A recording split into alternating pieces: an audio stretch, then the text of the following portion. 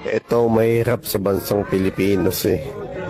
Nag-iimbestiga tayo, patanong-tanong tayo, tapos tayo din pala dapat imbestigahan. Kasama mo mga magpanakaw.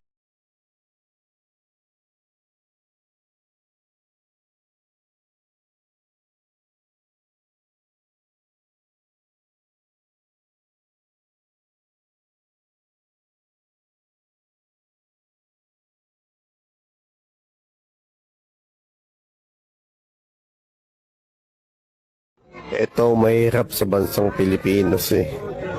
Nag-iimbestiga tayo, patanong-tanong tayo, tapos tayo din pala dapat imbestigahan. Kasama mo mga magpanakaw.